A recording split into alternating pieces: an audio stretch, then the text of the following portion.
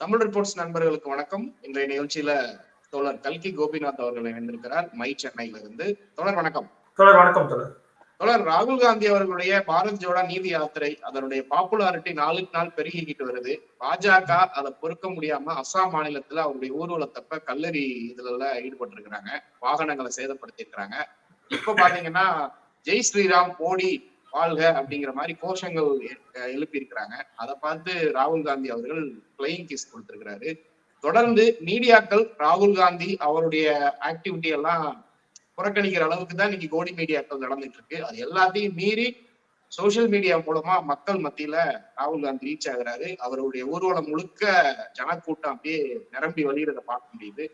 இந்த பிஜேபியுடைய இதை நீங்க எப்படி பாக்குறீங்க? தொடர் இந்த வலதுசாரி வன்முறையாளர்கள் பாத்தீங்கன்னாக்கா வெறுப்பு அப்படின்ற ஆயுதத்தை தூக்கிட்டு எப்பெல்லாம் ராகுல் காந்தி கிட்ட வராரோ அப்பெல்லாம் அவர் பாத்தீங்கன்னாக்கா அன்புன்ற கேடயத்தை எடுத்துக்கிட்டு அது கூட பாத்தீங்கன்னா இந்த முத்தம் அப்படின்ற ஒரு ஃபிளையிங் கிஸ் அப்படின்ற ஒரு விஷயத்த வச்சுட்டு அது அன்பின் முத்தமா தான் நம்ம பார்த்து கொள்ள முடியும். அது எதுவும் வேற எதுவும் இது பண்ண வேண்டியது இல்லை.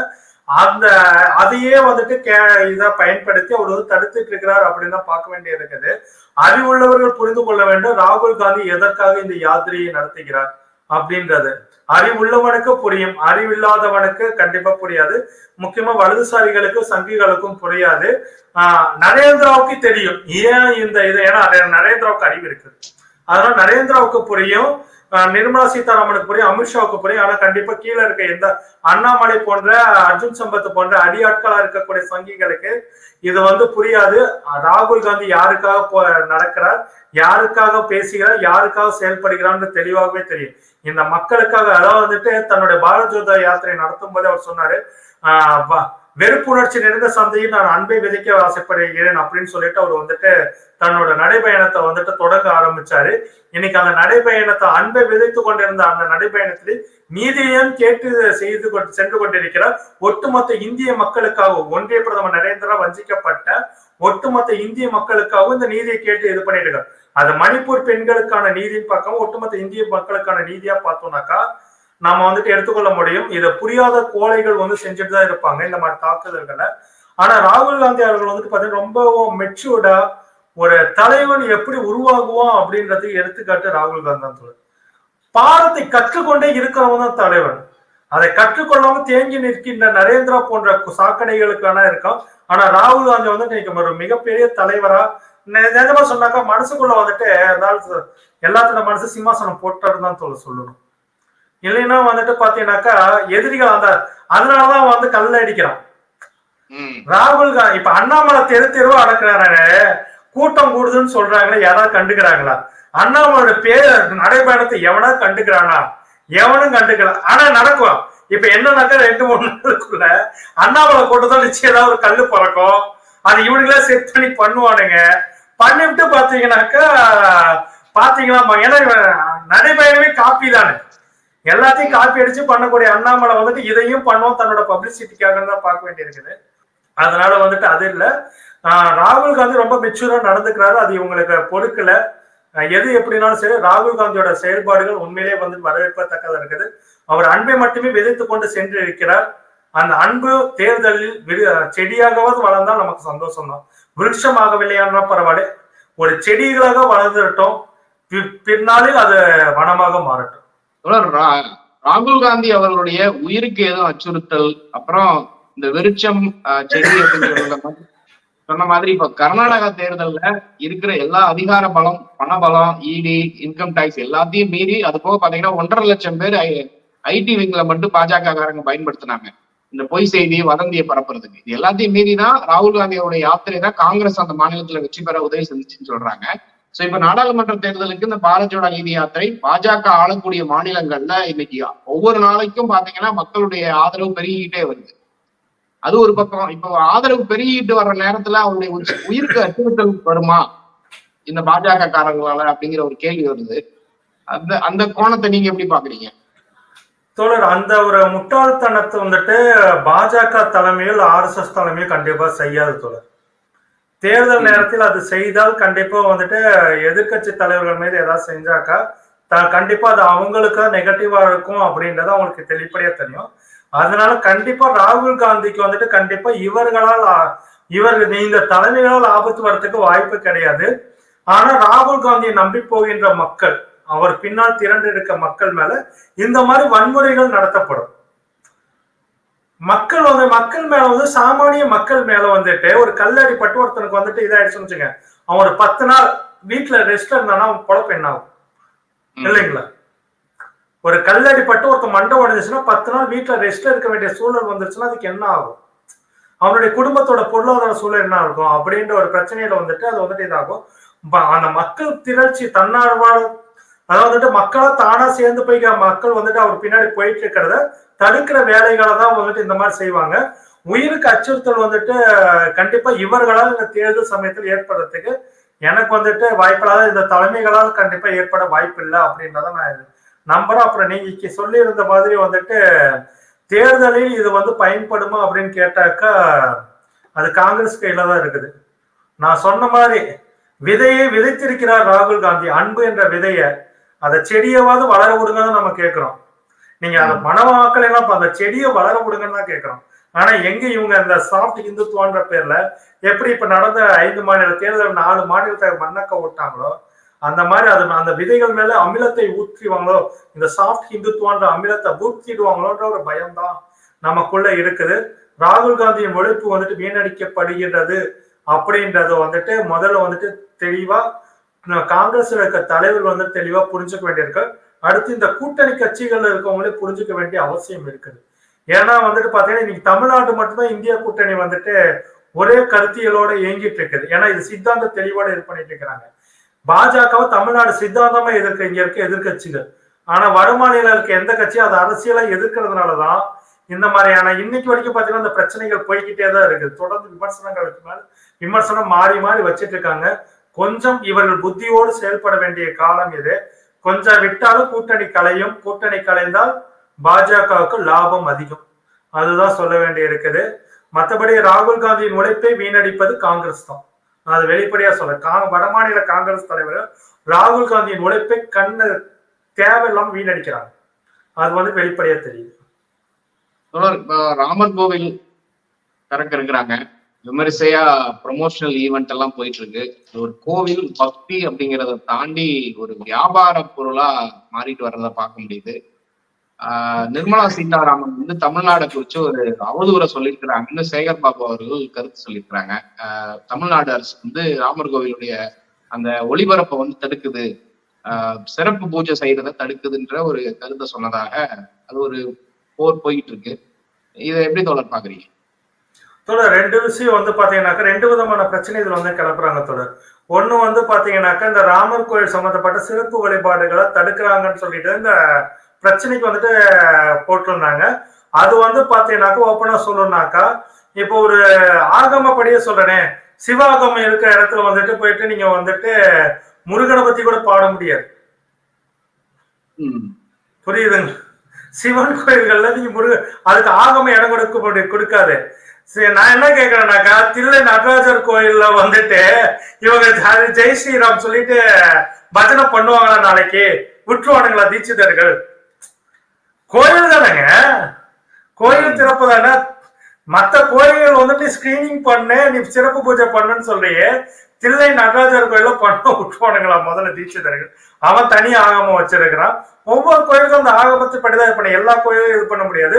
பக்தர்கள் கோயில் சாமி கும்பிடுறது அவங்களுடைய விருப்பம் தான், ஓகேங்களா? நீ வந்துட்டு கூட்டமா நின்று பஜனை பண்றியா, பண்ணிட்டு போ, ஒன்னும் நடக்க போறது கிடையாது. நீ பஜனை பண்றதுனால உனக்கு பொத்திக்கிட்டு வந்து கொடுக்க போறது கிடையாது. இதே என்ன சொல்லுதுன்னாக்கா ஹிந்து மதத்துல வந்துட்டு மிக தெளிவா ஒரு விஷயம் சொல்லுவாங்க, உன்னுடைய கர்மா என்னவோ அதுபடிதான் உனக்கு நடக்கும், உன் கர்மா போனாதான் நடக்கும்னு சொல்லுவாங்க. அதாவது என்னன்னாக்கா நீ ஜெய் ஸ்ரீராம் சொல்லிக்கிட்டே பக்கத்துல இருக்கவனை வெட்டணும்னு நினைச்சினாக்கா உனக்கு அந்த கர்மம் போகாது, பலபடி. இது வந்துட்டு அவங்க சொல்லக்கூடிய விஷயம்தான். அப்புறம் கடவுள் பேரை சொல்லிக்கிட்டு நீ பக்கத்துல இருக்கவன் அழியணும்னு நினைச்சிட்டு இருக்கிற உன்னால கண்டிப்பா வந்துட்டு உன் கர்மத்தை வந்து நீ ஒரு 1008 தடவை 1,08 தடவை ஜெய் ஸ்ரீராம் சொன்னாலும் சரி, எது சொன்னாலும் சரி. நானே எத்தனையோ ஸ்பிரிச்சுவல் பேசுறவங்களோட ஸ்பிரிச்சுவல் பழகிறவங்களோட இது பண்ணிட்டு இருக்கிறேன். நேர்ல பார்க்கும்போது ஒரு மாதிரி பேசுவாங்க, புரியுதுங்களா? அதே வந்து பாத்தீங்கன்னாக்கா நேர்ல இல்லாதப்ப வேற மாதிரி பேசுவாங்க அவங்கள பத்தி. இந்த முகஸ்துதி இருக்கு இல்லைங்களா, இவங்க எல்லாம் வந்துட்டு ஆன்மீகத்தை பத்தி பேசக்கூடியவர்களா இருப்பாங்க. இந்த மாதிரி விஷயங்கள் ஏன்னா நான் நேரடியா பாக்குறேன். என்கிட்ட சில பேர் நேர்ல பேசும்போது ஒரு மாதிரி பேசுவாங்க, நம்ம இல்லாதப்ப வேற மாதிரி பேசுவாங்க. அதெல்லாம் நான் பார்த்திருக்கேன். நான் ஸ்பிரிச்சுவல் லைஃப்ல இருந்தப்பையும் இல்லாதப்பையும் நான் பார்த்திருக்கிறேன். இதெல்லாம் வெளிப்படையா தெரிஞ்ச ஒரு விஷயம் தான். எல்லாத்தையும் இது பண்ணிட்டு தான் பார்த்துட்டு இருக்கோம். அப்படிங்குள்ள வந்து பாத்தீங்கன்னாக்க இதெல்லாம் ஒரு மேட்ரு கிடையாது. இது வந்துட்டு இந்த வதந்தி கிளப்புறாங்க அப்படின்னாக்க நிர்மலா சீதாராமன் முதல்ல வந்துட்டு அறிவோடு செயல்படணும். எது உண்மை எது பொய்யும் தெரிஞ்சுக்கணும். முதல்ல உங்க ஆகமப்படியே நான் நிர்மலா சீதாராமன் விட்டு கேட்கறது, தீட்சிதர்கள் சிதம்பரம் நடராஜர் கோயில நாளைக்கு வந்துட்டு இதை ஸ்கிரீனிங் பண்ண விட்டுருவாங்களா? அங்க வந்துட்டு ஹரே ராம இது ஜெய் ஸ்ரீராம் கோஷத்தை வந்துட்டு அங்க பண்ண முடியுமா? பண்ண முடியாது. அது ஓப்பனா சொன்னாக்கா அவங்களுக்கான ஆகமும் அதை ஒத்துக்காது. இந்த கோயில இந்த தெய்வத்தை தான் வழிபடணும்னு ஒரு முறையே இருக்குன்னு சொல்லுவாங்க தோழர். எல்லா கோயிலும் எல்லா தெய்வத்தையும் வழிபட முடியாதுன்னு சொல்லுவாங்க. இந்த கோயிலில் இந்த தெய்வத்துக்கு இந்த மந்திரத்தை சொல்லிதான் நீங்க சாமி கும்பிட்டு இருக்குது. அப்படிக்குள்ள வந்துட்டு நீ சிவன் கோயில்ல போயிட்டு நாளைக்கு இதை இது பண்றோம்னு சொன்னாக்கா உனக்கு அதுக்கும் சில கோயில்கள் இருக்குது. அதுக்கிட்டே பாத்தீங்கன்னாக்கா ஒரு சின்ன பஜனை மடம் இருக்கு. இதுல வந்துட்டு இது பண்ணுவாங்க. சின்ன சின்ன கோயில்ல பண்ண நீங்க வந்து பெரிய கோயில்கள்ல வந்துட்டு அந்த மாதிரி எல்லாம் அலோவ் பண்ண மாட்டாங்க. ஏன்னா மக்கள் வந்துட்டு போயிட்டு இருக்கிற இடம் அந்த இடத்துல எப்படி அலோவ் பண்ணுவாங்க இல்லைங்களா? அந்த இடத்துல ஒரு கூட்டம் உட்காந்துட்டு இது பண்ணிட்டு இருந்தா ஜெய் ஸ்ரீராம் ஜெய் ஸ்ரீ இன்னைக்கு அந்த ஜெய் ஸ்ரீராம்ன்ற வார்த்தையை வந்துட்டு பக்தர்கள் சொன்ன போது நமக்கு வந்து பிரச்சனை இல்லை. இந்த வலதுசாரிகள் சொல்லும் போது கொலை முழக்கமா தான் இருக்குது. அதுதான் நமக்கு பயம். பக்கத்துல இருக்கிற அந்த வெறி வந்து கொரோனாவிட மோசமா பரவுது. அந்த ஜெய் ஸ்ரீராம் கோஷத்தின் மூலம் பரப்பப்படுகின்ற அந்த மத வெறின்றது கொரோனாவை விட மோசமா பரவிட்டு இருக்குது. நிர்மலா சீதாராமன் இந்த வாட்ஸ்அப்ல வர செய்தியை நம்பி இன்னைக்கு வந்துட்டு அசிங்கப்பட்டு போயிட்டாங்கன்னு சொல்லணும். அது வந்துட்டு இல்லை. இன்னொன்னு வந்து நீங்க சொன்னீங்க இல்லைங்களா, இது வணிகம் அப்படின்ட்டு. நிச்சயம் பக்தி இன்னைக்கு வணிகமா தான் இருக்குது. அது வணிகமா இருக்கிறதுனாலதான் ஏகப்பட்ட பொருளாதார சுரண்டலுக்கு வந்து மக்கள் வந்துட்டு ஆளாகிறாங்க. தியேட்டர்ல இல்லைனாக்கா ஒரு கோயிலோட நிகழ்ச்சி தியேட்டர்ல பண்ணுவாங்களாங்க. பிவிஆர்லயும் ஐநாக்ஸ்லயும் பாத்தீங்கன்னாக்கா வித் பாப்கார்ன் ஃப்ரீ பண்ணி கொடுக்குறானுங்க. இவன்ட்ட சினிமா பாக்குறது டிக்கெட்டை முறையா எடுத்துட்டு வந்தாலே பாப்கார்ன் 5% டிஸ்கவுண்ட் பண்ணானா பண்ண மாட்டான். தண்ணி பாட்டில் கொடுக்க மாட்டாங்க. இன்னைக்கு இருக்க எந்த ஒரு மல்டிபிளெக்ஸ் ஏதாவது தண்ணி இருக்கு இது இருக்குது. எங்க ஊர்ல இருக்க தியேட்டர்ல கூட பாத்தீங்கன்னாக்கா தண்ணி கேன் வெளியே வச்சிருக்கானுங்க. இங்க சென்னைக்குள்ள எல்லாம் எந்த தியேட்டர் தண்ணி கேனே கிடையாது. தண்ணி பாட்டில் தனியா வாங்கிட்டு போனோம். அது தியேட்டருக்குள்ளதான் வாங்கணுமாமா. நாம எடுத்துட்டு போனா வெளியிலே புடிக்க வச்சுக்கிறானே. இப்படி இருக்கிற இந்த சூழல்ல ஒரு பக்திய சம்பந்தப்பட்ட விஷயத்த கூட வந்து பாத்தீங்கன்னாக்கா நீ என்ன பண்ற, ஸ்கிரீனிங் பண்ணி லாபம் பார்க்கிற அளவுக்கு நீ பண்ணிட்டேன்னா நீ என்ன ஒரு கேடு கெட்ட ஆளா இருக்கிற? என்ன மாதிரி இந்த அரசாங்கம் வந்து நீ பக்தியை வந்து கொண்டு போயிருக்குது. இந்த ஒன்றிய அரசாங்கம் அப்படின்னு தான் பார்க்க வேண்டியது. ரொம்ப அசிங்கமான ஒரு செயல்பாடுதான் இதெல்லாம். பக்தியை வந்துட்டு இன்னைக்கு எல்லாரும் வணிகமாக்கிட்டாங்க. இன்னைக்கு எல்லாத்தையும் அதை வந்து பண்ணிட்டு இருக்கிறாங்க. அவ்வளவுதான். ராமர் வந்து கடவுள், அனைவருக்கும் பொதுவானவர். இந்தியர்களே ராமர்னு சொல்லிட்டு இருக்காங்கன்னு சொல்லிட்டு ஆளுநர் ரவில இருந்து மோடி அவர்கள் வந்து சொல்லிட்டு இருக்காங்க. ராஜஸ்தான் மாநிலத்துல தலித் சமுதாயத்தை சார்ந்தவர்கள் ராமர் கோவிலுக்குன்னு டொனேஷன் கொடுத்துருக்குறாங்க. அந்த காசை திருப்பி கொடுத்துருக்குறாங்க. உங்க கிட்ட இருந்தா வாங்கி நாங்க ராமர் கோயிலாம் கட்ட முடியாது, தலித் அவங்க கிட்ட இருந்து வாங்கக்கூடாது அப்படின்னு ஒரு தீண்டாமையை கடைப்பிடிச்சிருக்கிறாங்க. இந்த முரணை எப்படி தோழர் பாக்குறீங்க? தோழர், ராமன் வந்துட்டு எல்லாருக்குமான கடவுள்னா அது எந்த ராமன் நமக்கு ஒரு கேள்வி இருக்குது. அவங்க அப்படி சொல்றாங்க பாஜக காரங்க. அவங்க சொல்ற ராமன் வந்து பாத்தீங்கன்னாக்கா பாஜகவுக்கான வலதுசாரிகளுக்கான ராமன். அது சங்கராச்சாரிகளுக்கான ராமன் வந்துட்டு அந்த இடம் இல்லைன்னு சொல்லி விட்டாங்க. சங்கராச்சாரிகள் நரேந்திரா வைக்கிற ராமனை ஏத்துக்க மாட்டேன்றாங்க. ஓகேங்களா? நான் இப்ப எனக்கு ஒரு ராமன் நம்பிக்கை இருக்குது. என்னுடைய ராமன் வந்து இது நம்ம காந்தியடிகள் கூட சொல்லுவாங்க, நான் சொல்கின்ற ராமராஜ்யம் அன்பின் சார்ந்தது. ராமராஜ்யம் அப்படின்றது ஐடியல், அது ஒரு கனவு. இது மாதிரி அது வந்துட்டு எப்படி இருக்கும்னு அவங்களுக்கு இதா இருக்கும். ஒன்றிய பிரதமர் நரேந்திரா பொறுத்து ராமராஜ்யம்ன்றது பாத்தீங்கன்னாக்கா ரத்த கலரையானது. ஆனா அதே காந்தியுடைய ராமராஜ்யம் பாத்தீங்கன்னா அன்பை சார்ந்தது. அததான் ராகுல் காந்தி சொல்றாரு. அன்பை வெளிப்படையாக கொண்டதான் இது. இதை ராமனை யார் எடுத்துக்கொள்கிறார்களோ அந்த மாதிரிதான் இதாகும். அதனால வந்துட்டு இந்த சனாதனிகள் எடுத்திருக்கின்ற ராமன் வந்துட்டு நிச்சயம் வந்துட்டு ஒடுக்கப்பட்ட பிற்படுத்தப்பட்ட மக்களுக்கு, குறிப்பா நம்மளுடைய தமிழ்நாட்டு மக்களுக்கு இவங்க சொல்ற ராமன் நமக்கான ராமன் கிடையாது. இன்னைக்கு அந்த ஒடுக்கப்பட்ட மக்கள்கிட்ட வந்துட்டு அந்த நிதியை திருப்பி கொடுக்குறாங்கனாக்கா தமிழ்நாட்டை இந்த வேலையை பண்ணியிருந்தா என்ன இருக்கும்? 1008 கேள்விகள் எழுப்பி இருப்பாங்க, எல்லாம் அடின்னு அடிச்சிருப்பாங்க. ஏன் தமிழ்நாட்டுல வந்து எந்த ஒடுக்கப்பட்ட மக்களும் பணம் கொடுத்துருக்க மாட்டாங்கன்னு நினைக்கிறீங்களா? ஏன் தமிழ்நாட்டுல வந்து ஒடுக்கப்பட்ட மக்கள் கொடுக்க போது மட்டும் இருக்குல்ல? இது வந்து பாத்தீங்கன்னாக்கா அங்க வந்துட்டு இவங்க வந்துட்டு என்னன்னாக்கா குறிப்பிட்ட அரசியல் அங்க இருக்கிறவனுக்கு பண்றது. அங்க இருக்க வலதுசாரிகள் வந்து இதெல்லாம் வேணும்னே பண்ணிட்டு ஒரு அசிங்கம். அதாவது அந்த மக்களை எப்படி எல்லாம் இழிவுபடுத்திக்கிட்டே இருக்கணும்னு பாக்குறானுங்க. ஒடுக்கப்பட்ட மக்களை இழிவுபடுத்திட்டே பாக்குறதே குறியா இருக்கானுங்க. உதாரணத்துக்கு சொல்லனாக்கா ராமாயணத்தை எழுதின வால்மீகி வந்துட்டு பிறந்த சமூகம், வால்மீகியின் வழித்தோன்றல் சமூகம் வந்து பாத்தீங்கன்னாக்கா உத்தரப்பிரதேசத்துல ஒடுக்கப்பட்ட சமூகமா இருக்கு இல்லைங்களா? அப்படிக்குள்ள நீ ராமனை வந்துட்டு அந்த ஒடுக்கப்பட்டவனை அறிமுகப்படுத்தி அந்த ராமனை நீ எப்படி வந்துட்டு கும்பிடுற?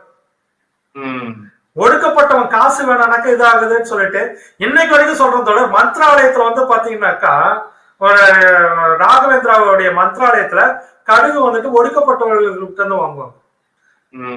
இன்னைக்கு வரைக்கும் அந்த கடுகு வந்துட்டு அங்க வாங்கி அதான் கொடுப்பா, அதுதான் எல்லாரும் சாப்பிட்டாகணும். அது சாப்பிடலைனாக்கா இதாயிடும். ஆனா அது மந்திராலயத்துல மட்டும்தான். பிரச்சனை அங்கதான் இருக்குது. ஏன்னா ராகவேந்திரன் ஏத்துக்கிட்டாரு. யாரா இருந்தாலும் மனுஷன் ராகவேந்திரன் ஏத்துக்கிட்டு அங்க மட்டும் பண்ணுவானுங்க.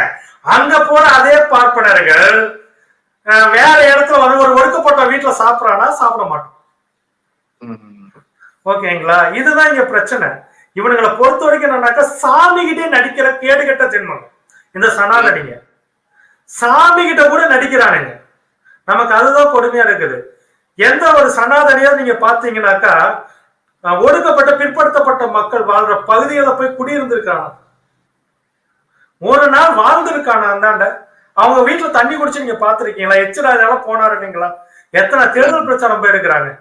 எங்கேயாவது பாத்திருக்கீங்களா? மயிலாப்பூரை தாண்டினாக்கா எஸ்பி சாகர் வீட்டை தாண்டி கொஞ்சம் தூரம் போனாலே வந்து ஒடுக்கப்பட்ட மக்கள் வாழக்கூடிய பகுதிகள் வந்துடும், மீனவ பகுதிகள் வந்துடும்.